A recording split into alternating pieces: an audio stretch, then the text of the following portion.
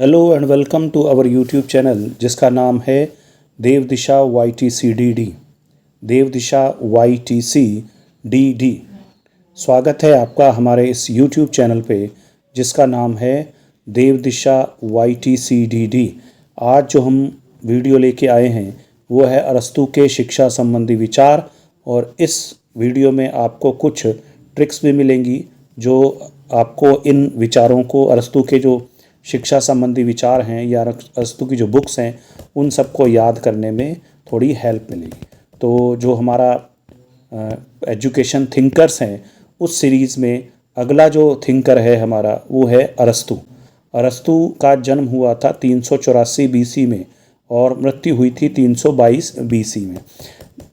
जो इनका जन्म हुआ 384 BC में वो हुआ था स्टागिरा में। स्टागिरा एक यूनानी उपनिवेश था उस समय, और यहाँ पर इनका जन्म हुआ था। अब अरस्तू के गुरु कौन थे? अरस्तू के गुरु थे प्लेटो। ये मैंने आपको बताया है कि इसका कोड आप ध्यान रखेंगे SPA। SPA का मतलब हो गया सुकरात, फिर प्लेटो, फिर अरस्तू। सुकरात के शिष्य थे प्लेटो और प्लेटो के शिष्य थे अरस्तू। अगर आप उल्टा चलेंगे तो अरस्तू के गुरु थे प्लेटो और प्लेटो के गुरु थे सुकरात। तो आपका ये कोड बन जाएगा स्पा। और अगर आप और ज़्यादा आगे बढ़ के करना चाहते हैं तो स्पास कर सकते हैं। स्पास में आपका बन जाएगा सबसे पहले सुकरात के शिष्य हो गए प्लेटो के शिष्य हो गए अरस्तू, और अरस्तू का शिष्य हो गया सिकंदर, जो सिकंदर महान जिसने पूरी दुनिया पर विजय प्राप्त करने के लिए जो निकला था और भारत में भी वो आया था। इसके बाद आगे बढ़ते हैं, अरस्तू की रचनाओं के बारे में डिस्कस करते हैं। तो अरस्तू की लगभग 400 रचनाएं हैं, जिनमें से जो मुख्य हैं वो रचनाएं हमने यहाँ ली हैं। सर्वश्रेष्ठ कृति आपका जो मानी जाती है वो पॉलिटिक्स को मानी जाती है। अरस्तू के सबसे बेस्ट जो बुक मानी जाती है वो मानी जाती है पॉलिटिक्स, जिसमें उसने राजनीति संबंधी अपने विचार दिए हैं। इसके अलावा categories, meteorology, history of animal जो बुक लिखी है वो अरस्तू ने लिखी है, और इसमें जंतुओं के संबंध में उसने जंतुओं का यानी एनिमल्स का क्लासिफिकेशन किया है। इसलिए अरस्तू को फादर ऑफ जूलॉजी भी कहते हैं, फादर ऑफ जूलॉजी। अब आगे देखेंगे, पॉलिटिक्स के अलावा इनकी एक किताब मिलती जुलती है पोएटिक्स।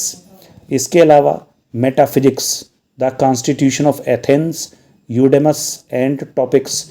अगर इनमें इम्पोर्टेंट की बात करें तो constitution of Athens, poetics, history of animal, meteorology, metaphysics ये इम्पोर्टेंट हैं, और पॉलिटिक्स सदाबहार इम्पोर्टेंट है। लेकिन ये हर विषय के लिए अलग अलग इम्पोर्टेंट है। जैसे कि हिस्ट्री ऑफ एनिमल्स अगर जूलॉजी बॉटनी जो LT जो जूलॉजी बॉटनी से दे रहे हैं उनके लिए इम्पोर्टेंट हो सकती है। जो सोशल साइंस का पेपर दे रहे हैं उनके लिए पॉलिटिक्स हो सकती है और पोएटिक्स हो सकती है। जो एथिक्स का पेपर PCS वगैरह में देते हैं उनके लिए मेटाफिजिक्स हो सकती है। तो इस तरह से अरस्तू की ये सारी बुक्स इम्पॉर्टेंट हैं, और इन सब बुक्स को हमको याद करना ही है। आगे है अरस्तू की जो शिक्षण संस्था है। तो अरस्तू की जो शिक्षण संस्था है उसका नाम क्या था, ये क्वेश्चन आ सकता है। तो इसको हम कहते हैं लाइसियम या द लीसेयुम। तो ये प्रोनाउंसिएशन में डिफरेंस हो सकता है, या हर किताब में थोड़ा सा अलग इस तरह से लिखा रहता है। तो लाइसियम या लिसियम के सदस्य जो होते थे वो एक घेरे में घूमते रहते थे, और आपका जो है बच्चों को पढ़ाते रहते थे, अपने स्टूडेंट्स को पढ़ाते थे। तो जब घूम घूम के पढ़ाते थे तो इसीलिए इस संस्था का नाम भी पड़ गया पेरिपेटोस। और पेरिपेटोस के बाद जो ये शिक्षक थे या जो पढ़ने वाले यहाँ थे वो भी कहलाने लगे पेरिपेटिक मतलब जो भ्रमणशील शिक्षक या भ्रमणशील छात्र। और इस संस्था को भी पेरिपेटोस भी कहा जाने लगा, लिसेयुम या पेरिपेटोस। तो ये भी एक अच्छा क्वेश्चन है। और अभी मैंने आपको बताया था अरस्तू जो था वो सिकंदर का भी गुरु था। तो कोड फिर ध्यान से कर लें, SPA स्पा ये कोड है। सबसे ऊपर सुकरात के बाद आपका प्लेटो, और प्लेटो के बाद अरस्तू। अरस्तू के बाद अरस्तू का शिष्य है सिकंदर महान।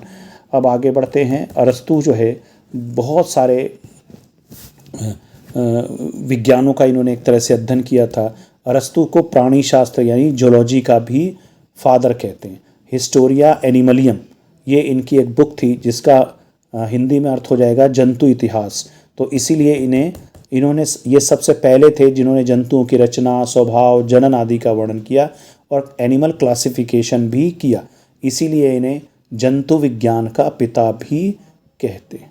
इसके बाद बायोलॉजी का फादर भी नहीं कहते हैं और जोलॉजी का फादर भी इन्हें कहते हैं। हालांकि बॉटनी का फादर थियोफ्रास्टस को कहते हैं। फिलहाल आप याद करेंगे जूलॉजी और बायोलॉजी दोनों के फादर अरस्तू हैं और अरस्तू ने बुक लिखी थी हिस्टोरिया एनिमलिया। ठीक है, आगे है अरस्तू राजनीतिक विज्ञान के भी जनक कहलाते थे क्योंकि इन्होंने एक पुस्तक लिखी थी रिपब्लिक। वो राजनीतिक विज्ञान पर या राज्य की ऊपर पुस्तक थी और यही पहले व्यक्ति थे जिन्होंने राजनीति को नीति शास्त्र से अलग किया। इसीलिए इन्हें राजनीतिक विज्ञान का पिता कहते थे। इनसे पहले राजनीतिक चिंतन तो होता था लेकिन राजनीति कोई विज्ञान के रूप में नहीं होती थी, इसीलिए इन्हें राजनीतिक विज्ञान का पिता भी कहते हैं। इसके बाद संविधानवाद का पिता भी इन्हें कहा जाता है, संविधानवाद का जनक, संविधानवाद का जनक। इसके बाद यथार्थवाद और वैज्ञानिक पद्धति का भी जन्म, तो जन्मदाता इन्हीं कहा जाता है। अरस्तू को यथार्थवाद का जन्मदाता या जनक कहा जाता है। यथार्थवादी विचारधारा जो है रियलिज्म कहलाती है, यानी रियल जगत जिस रूप में है उसी रूप में उसे स्वीकार कर लेना, यही यथार्थवाद है। यानी रियलिटी जो है उसी को स्वीकार करना, ये यथार्थवाद कहलाता है। तो अरस्तू जो थे वो यथार्थवादी विचारधारा को स्वीकार करते थे और यथार्थवादी विचारधारा के जनक माने जाते थे। इसके अलावा वैज्ञानिक पद्धति के भी जनक इन्हें कहा जाता है। तो जो एक साइंटिफिक मेथड होता है किसी भी चीज़ को स्टडी करने का, उनका जनक इनको कहा जाता है। इन्होंने कहा था कि पहले घटनाओं का अवलोकन करो और फिर उसके बाद परिकल्पना करो और परिकल्पना से फिर परीक्षण करो। तो ये आप हो जाएगा इनका अरस्तू का वैज्ञानिक पद्धति का क्रम है और इसलिए अरस्तू को वैज्ञानिक पद्धति का भी जन्मदाता या जनक कहते हैं। तो अभी हम देख रहे हैं 4 चीज़ों के जनक अरस्तू आ गए, 4 या 5 कह सकते हैं। यथार्थवाद के जनक अरस्तू, वैज्ञानिक पद्धति के जनक अरस्तू, संविधानवाद के जनक अरस्तू, बायोलॉजी के जनक अरस्तू, जूलॉजी के जनक अरस्तू, राजनीतिक विज्ञान के जनक अरस्तू। तो अरस्तू आप देखेंगे बायोलॉजी के भी जनक हैं, जूलॉजी के भी जनक हैं, पॉलिटिकल साइंस के भी जनक हैं, जो साइंटिफिक सिस्टम है उसके भी जनक हैं, और संविधान कॉन्स्टिट्यूशन के भी जनक हैं, और रियलिज्म के भी जनक है। तो आपका बी के भी जनक है, बी मतलब बायोलॉजी, और सी मतलब कॉन्स्टिट्यूशनवाद के भी जनक हैं, और पी मतलब पॉलिटिक्स के भी जनक हैं, और आर मतलब रियलिज्म के भी जनक है, और इसके अलावा साइंटिफिक सिस्टम के भी जनक हैं। तो इस तरह से, और लास्ट में जूलॉजी के भी जनक हैं। तो बी, सी, पी और आर, एस, जेड इन सब के जनक हैं। ध्यान से, बी मतलब बायोलॉजी के भी जनक, फिर आपका सी मतलब कॉन्स्टिट्यूशनवाद के भी जनक, और पी मतलब पॉलिटिक्स के जनक, आर मतलब रियलिज्म के जनक, और इसके बाद जो हमारा आ जाएगा scientific system, P R S, scientific system के भी जनक, और लास्ट में जूलॉजी के भी जनक। तो B, C, P, R, S, Z इनके जनक हैं। B for biology, C for कॉन्स्टिट्यूशनवाद, P for politics, R for realism, S for scientific method and Z for zoology. तो इन सब के जनक अरस्तू हैं। आगे लिखा है अरस्तू के शिक्षा के जो सिद्धांत थे उसमें अरस्तू के शिक्षा के उद्देश्य क्या थे।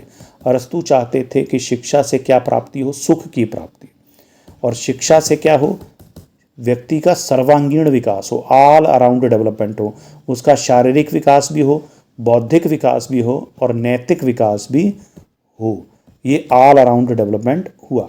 इसके बाद अरस्तु कहते हैं कि वो अच्छे नागरिक बने जिससे वो समाज की भलाई में अपनी योगदान दे सकें। और इसके अलावा शिक्षा ऐसी होनी चाहिए जो व्यक्तियों का नैतिक विकास भी करे।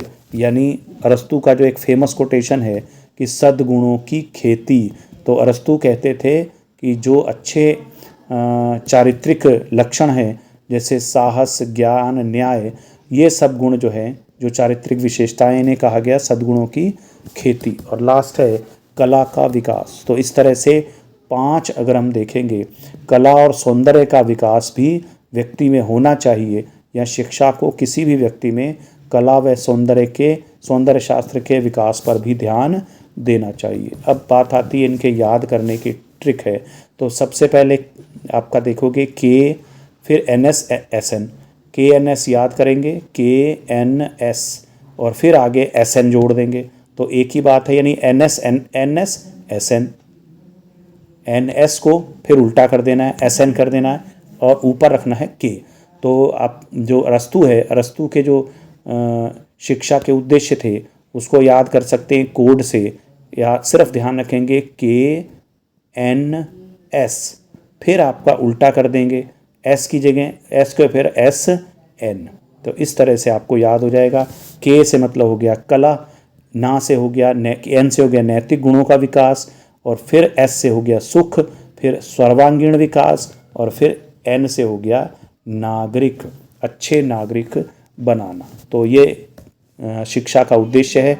आप याद कर सकते हैं कि बड़ी आसानी से याद हो जाएगा KNS, और फिर आपका हो जाएगा NS। K से हो गया कला, कला व सौंदर्य का विकास शिक्षा का उद्देश्य होना चाहिए। उसके बाद नैतिक विकास शिक्षा का उद्देश्य होना चाहिए। सर्वांगीण विकास शिक्षा का उद्देश्य होना चाहिए, या इसको कह सकते हैं सुख होना चाहिए। और फिर उसके बाद N मतलब नागरिक होना चाहिए, KNS SN है सर्वांगीण विकास, और फिर आपका N। तो चाहे जैसे आप कर सकते हैं KS, या आप कर सकते हैं KNN या कई लोग इस तरह से भी याद कर सकते हैं जो साइंस के होते हैं, KN2S2, KN2S2। तो K से कला हो गया, N2 से नैतिक विकास नागरिक, S2 से सर्वांगीण विकास और सुख। तो इस तरह से चाहे कैसे भी कोड आप याद कर सकते हैं, लेकिन इससे ट्रिक से जल्दी याद हो जाएंगे। आगे है अरस्तु के अनुसार पाठ्यचर्या क्या होनी चाहिए। तो एक इसमें कोई क्वेश्चन बनता नहीं है, दिखाई देता, लेकिन पढ़ना तो है ही। पढ़ना, लिखना, व्यायाम, संगीत, पेंटिंग, ये अरस्तु के अनुसार शिक्षा का जो होना चाहिए पाठ्यचर्या होनी चाहिए। और आपका जो व्यवहारिक है और सैद्धांतिक विषय, ये अरस्तु ने कहा था कि इनमें समन्वय या संतुलन होना चाहिए। अब यहाँ पर से क्वेश्चन बन सकता है, अरस्तु के अनुसार शिक्षा के 3 अंग हैं या 3 स्टेप होने चाहिए। पहला स्टेप 0 से 7 वर्ष तक, दूसरा स्टेप 7 से 14 वर्ष तक, और 14 से 21 वर्ष तक। पहले वर्ष 7 वर्ष में कोई शिक्षा देने की बात मतलब पुस्तकीय ज्ञान पर उन्होंने महत्व नहीं दिया है, उन्होंने खेल कूद पर ज़्यादा महत्व दिया है। 7 से 14 साल में पढ़ना, लिखना और संगीत की शिक्षा, फिर 14 से 21 साल में गणित, खगोल, विज्ञान, ज्योमेट्री, इनकी शिक्षा। इसके बाद आपका 21 वर्ष के बाद राज्य को चलाने के लिए जो भी विषय आवश्यक हों, जैसे मनोविज्ञान हो या नैतिक शिक्षा हो, इन सब का ज्ञान दिया जाना चाहिए। तो यहाँ से इम्पोर्टेंट क्वेश्चन बन सकता है, अरस्तु के अनुसार शिक्षा के कितने अंग हैं, अरस्तु के या शिक्षा के कितने भाग बनाए हैं, कितने स्तर बनाए हैं। तो 3 स्तर बनाए हैं, 7 से 14, 0 से 7, 7 से 14 और 14 से 21। अब अरस्तु शिक्षकों के बारे में क्या कहता है। अरस्तु शिक्षकों के बारे में कहता है कि छात्रों को सही मार्गदर्शन देना चाहिए, ऐसा वातावरण बनाना चाहिए जहां छात्र अपनी क्षमताओं के अनुसार पूर्ण विकास कर सकें, छात्रों की क्षमताओं की पहचान कर सकें। शिक्षक ऐसे शिक्षक होने चाहिए। छात्रों को सदाचारी नागरिक के रूप में विकसित करने में मदद करनी चाहिए शिक्षकों को। तो ये भी एक जर्नल से क्वेश्चन है, तो इनमें भी संभावना क्वेश्चन बनने की कम होती है। फैक्चुअल क्वेश्चन ज़्यादा बनते हैं फैक्ट्स पर बेस्ड।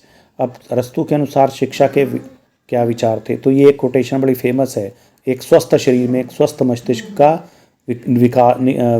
निवास होता है। तो अरस्तु यही कहता है कि शिक्षा एक स्वस्थ शरीर में एक स्वस्थ मस्तिष्क का निर्माण करती है और शिक्षा मनुष्य की क्षमताओं विशेषकर उसके मस्तिष्क का विकास करती है। तो ये इसके अरस्तु के फेमस कोटेशन हो गई। इसके बाद मानव प्रकृति और शिक्षा। तो अब अरस्तु कहता है कि हमारे जो मानव स्वभाव होता है या मानव की जो प्रकृति होती है, उसकी आदतें होती हैं, उनको वो जन्मजात जो आदतें होती हैं उनको परिष्कृत करने या मनुष्य में जो एक्वायर्ड आदतें भी होती हैं उनको परिष्कृत और ज़्यादा अच्छा करने वाली जो चीज़ होती है वो शिक्षा होती है। तो मानव स्वभाव या मानव की आदतों को परिष्कृत करने की जो आवश्यकता होती है, इस आवश्यकता को पूर्ण करती है शिक्षा। तो शिक्षा जो है पूर्ण विकसित मानव बनाने में सहायता करती है। इसके अलावा शिक्षा और राजनीति, तो मानव जीवन का अंग माना है उन्होंने राजनीति को। शिक्षा और नैतिकता को राजनीति का अंग माना और राज्य को नागरिकों को शिक्षा प्रदान करने की जिम्मेदारी लेनी चाहिए। यानी जैसे आजकल है, सरकार ने कह रखा है कि 6 से 14 साल तक के बच्चों को निःशुल्क व अनिवार्य शिक्षा दी जाएगी। तो ये राज्य का कर्तव्य है और 6 से 14 साल तक के बच्चों का ये अधिकार है। तो ये अरस्तु का ही कहना था कि राज्य को शिक्षा का भार लेना चाहिए। प्रत्येक व्यक्ति को शिक्षित करने का जो लक्ष्य हो वो आपका राज्य का हो।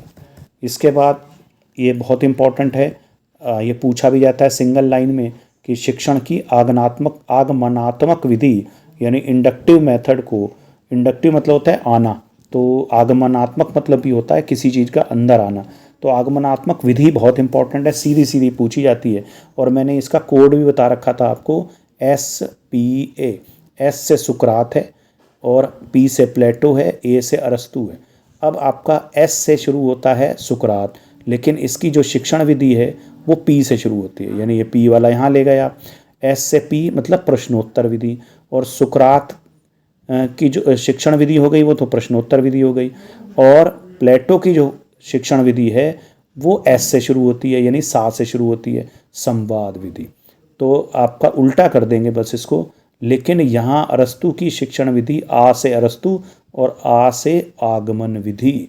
तो इस तरह से बड़े आसानी से आप याद कर सकते हैं स्पा कोड से, इस S फॉर सुकरात, लेकिन P से इसकी शिक्षण विधि प्रश्नोत्तर विधि, और P से प्लेटो इसकी शिक्षण विधि संवाद विधि सा से। तो उल्टा करके चलाएंगे और अरस्तु का वैसे ही रहने देंगे, A से अरस्तु, A से आगमनात्मक विधि। तो यहाँ पर आगमनात्मक विधि क्या होती है? तो आगमनात्मक विधि होती है कि पहले हम कोई घटना या कोई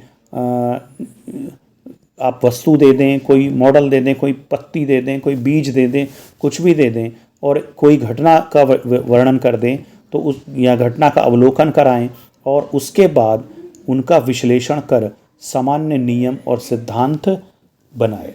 ठीक है, तो अब आप अगर क्लासरूम में बैठ के बताएंगे कि पेड़ या जंगली जानवर कैसे होते हैं, तो बच्चे उतना बेहतर नहीं समझ पाएंगे। इससे बढ़िया आपने किसी सुरक्षित वातावरण में जहाँ वाइल्ड एनिमल्स हों वहाँ विजिट करा दें। तो ये अरस्तु के अनुसार ये कहलाती है आगमनात्मक विधि। जैसे एक और एग्जाम्पल दिया जा सकता है, फॉर एग्ज़ाम्पल आपने बच्चों को एक ये पत्ती दे दी, इस पत्ती में इस तरह की स्ट्रक्चर है, ये एक पत्ती फिर ऐसे ही दे दी आपने जिसमें इस तरह की स्ट्रक्चर है। ये एक बायोलॉजी के लिए आगमनात्मक विधि का एग्जाम्पल हो सकता है। अब दूसरी पत्ती आपने दी, ये इस पत्ती में अगर आप देखेंगे ये दूसरी पत्ती है, जैसे केले की पत्ती होती है। अब केले की पत्ती में ये है और इस तरह से केले की पत्ती में ये होता है। तो आप बच्चे अपने आप इसको ऑब्जर्व करेंगे, अवलोकन करेंगे, और फिर उसके बाद आपका इसका परीक्षण करेंगे। फिर एक नियम निकाल देंगे कि कुछ पत्ती इस तरह से होती है जिनके बीचों बीच में ये मिडरिब होती है, और साइड में आपका ये, आपने अगर आर्ट के भी विद्यार्थी हैं तो ये देखी होंगी ऐसी पत्ती। और इस तरह से आप इनको दिखा के बच्चों को बता सकते हैं सामान्य चीज़ आपने दिखाई और उसके बाद क्या किया आपने, कोई उदाहरण दिया और उसके बाद आपने कोई सिद्धांत प्रतिपादित किया। अब इन पत्तियों के आधार पर आपने सिद्धांत प्रतिपादित कर दिया कि दो तरह की पत्तियां होती हैं, एक पत्ती में तो इस तरह का वेनेशन मिलता है, इसको वेनेशन कहा जाता है, यानी वेन्स होती हैं, और एक पत्ती में इस तरह का वेनेशन मिलता है। और भी एग्जाम्पल दे सकते हैं आप, अमरूद दे दें कि अमरूद के बाद आप संतरा दे दें, नींबू दे दें बच्चों को, और केला दे दें। जब बच्चे अमरूद को देखेंगे, या एक टमाटर भी दे दें, टमाटर को आपने दिया, बच्चों ने देखा इस टमाटर में बहुत सारे सीड हैं। यहाँ अमरूद में देखा बहुत सारे, अमरूद को अंदर से खोला यानी उसको काटा तो अंदर से देखा बहुत सारे सीड हैं। जब लेमन को इन्होंने काटा तो भी बहुत सारे सीड हैं। यहाँ आपका मैंगो को देखा, मैंगो में एक सीड है। अब आपका जो है आपने दे दिया बनाना, बनाना में आपने देखा कि कितने सीड हैं, एक भी नहीं। तो अब बच्चे इसका अवलोकन करेंगे कि सीड तो हर एक में है लेकिन केले में सीड नहीं है, तो इसका मतलब केला विदाउट फर्टिलाइजेशन बनता है। तो एक ये उदाहरण हो गया कि जब आपने घटनाओं का अवलोकन किया, विश्लेषण किया और एक नियम प्रतिपादित कर दिया, जैसे इसमें हमने नियम प्रतिपादित कर दिया था कि दो तरह की पत्तियां होती हैं, एक पत्ती इस तरह से होती है वेनेशन और एक पत्ती में इस तरह से वेनेशन होता है। और यहाँ हमने एक नियम प्रतिपादित किया कि सभी जो फल होते हैं उनमें बीज मिलता है, लेकिन केले में बीज नहीं मिलता, और बीज जो बनता है वो फर्टिलाइजेशन यानी निषेचन के बाद बनता है।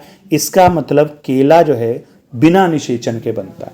तो ये एक एग्जाम्पल आप हुआ आगमनात्मक विधि का। इसी तरह के एग्जाम्पल आप और विज्ञानों में भी या कला में दे सकते हैं।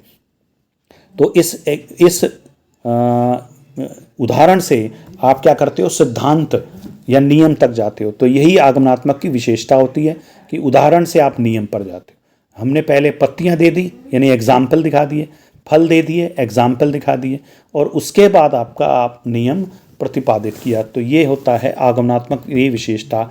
स्थूल से सूक्ष्म की ओर, बड़े से आप क्या कर रहे हैं, छोटे की ओर चल रहे हैं, विशिष्ट से सामान्य की ओर चल रहे हैं। विशिष्ट उदाहरण दिए और उससे आपने सामान्य नियम प्रतिपादित किया। ज्ञात से आपको ज्ञात था कि पत्तियां इस तरह की हैं, फल इस तरह के हैं, और उससे आपने एक अज्ञात सिद्धांत का प्रतिपादन किया कि केला जो होता है बिना बीज का होता है। इसका मतलब बीज बनता है निषेचन से, इसका मतलब केला बिना निषेचन के बनने वाला फल है, और बिना निषेचन के बनने वाले फल को हम कहते हैं पार्थेनोकार्पी।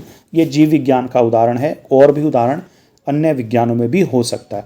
मूर्त से जो सामने दिखाई दे रहा है, जैसे अभी फिर हम कहें कि सामने दिखाई दे रहे हैं फल, और उससे आपने एक एग्जाम्पल निकाला जो अमूर्त था, अभी तक दिखाई नहीं दे रहा था। तो जो मूर्त था कि यहाँ भी सीड यहाँ भी सीड यहाँ, लेकिन केले में कोई सीड नहीं। तो इस तरह से मूर्त से जो दिखाई दे रहा था उससे आपने एक सिद्धांत निकाला कि यहाँ पर केले में बीज नहीं है, केले में बीज नहीं है, इसका मतलब केला बिना निषेचन के बनता है, यानी केला एक पार्थेनोकार्पी फ्रूट का एग्जाम्पल है या पार्थेनोकार्पी फ्रूट है। तो ये हुआ हमारा कौन सी विधि, ये हमारी हो गई आगमनात्मक विधि जो अरस्तु ने प्रस्तुत की थी। फिर इसके बाद है ज्ञात से अज्ञात विधि, यानी जो पहले छात्र जानते हैं उन्हीं को ही दिया जाए पहले, और उससे छात्र क्या करेंगे, ज्ञान का निर्माण करेंगे, यानी अज्ञात से वो चीज़ निकालेंगे जो अज्ञात हो, जो अभी तक आपको ज्ञात नहीं थी, जैसे मैंने केले का एग्जाम्पल दिया। इसी तरह से प्रायोगिक ज्ञान यानी एक्सपेरिमेंट करके ही जो उनको अनुभव होता है वो अधिक स्थायी होता है, इसीलिए अनुभवात्मक अधिगम होना आवश्यक है, प्रायोगिक ज्ञान होना आवश्यक है। फिर है तर्क विधि। तो तर्क विधि मतलब अरस्तु कहते थे कि छात्रों को तर्क करना चाहिए और तार्किक विधि से सोचना चाहिए। फिर हो गया वैज्ञानिक विधि। तो अरस्तु का मानना था कि शिक्षा में वैज्ञानिक विधि का प्रयोग करना चाहिए, पहले अवलोकन करना चाहिए, उसके बाद प्रयोग करने के लिए प्रोत्साहित करना चाहिए। तो इस तरह से ये अरस्तू के नियम हैं, जो शिक्षण संबंधी नियम है। अगर आप इसे देखेंगे तो आपको नियम कितने दिखाई दे रहे हैं। नंबर 1 आपका दिखाई दिया आगमनात्मक, फिर है आगमनात्मक के बाद ज्ञात से अज्ञात की ओर प्रायोगिक ज्ञान, फिर है तर्क विधि, और फिर है वैज्ञानिक विधि। तो आप इसको कोड बना सकते हैं, वैज्ञानिक विधि से प्रयोग कर, वैज्ञानिक विधि से प्रयोग कर, ठीक है, तब तर्क कर। तो आपका इस लाइन में आ गया, वैज्ञानिक विधि से तर्क कर, यानी मतलब आगमनात्मक विधि, वैज्ञानिक विधि से तर्क कर, वैज्ञानिक विधि से प्रयोग कर, वैज्ञानिक विधि से प्रयोग कर, यानी प्रयोगात्मक विधि भी आ गई, तब तर्क कर, तो तर्क विधि आ गई। वैज्ञानिक विधि से प्रयोग कर, फिर तर्क कर। तो इस तरह से, और ज्ञात से अज्ञात तो आगमनात्मक विधि के अंतर्गत ही पढ़ लिया जाता है। तो ये हमारा अरस्तू के ऊपर आज का वीडियो हुआ। आप हमारे चैनल से जुड़े रहें, और इस चैनल पर आए दिन वीडियो आते रहेंगे, जो UKSSC या किसी भी जो शिक्षा से संबंधित या अध्यापक भर्ती परीक्षा से संबंधित जो प्रश्न पत्र होते हैं या टेस्ट होते हैं, उनसे जुड़ा हुआ यह हमारा चैनल है। तो आप जुड़े रहिए हमारे इस YouTube चैनल के साथ, जिसका नाम है YTCDD, देव दिशा YTCDD। अगर आप चैनल को सर्च करेंगे तो YTCDD डालकर भी सर्च कर सकते हैं। तो आज का हमारा वीडियो इतना ही। जुड़े रहिए हमारे इस YouTube चैनल से। आशा है कि आपको ये हमारे वीडियो पसंद आ रहे होंगे। अगर वीडियो पसंद आ रहे हैं तो शेयर कीजिए, लाइक कीजिए, और चैनल को सब्सक्राइब कीजिए, और बेल आइकन को प्रेस कीजिए, ताकि आपको जो हमारे वीडियो हैं वो समय पर मिलते रहें। धन्यवाद।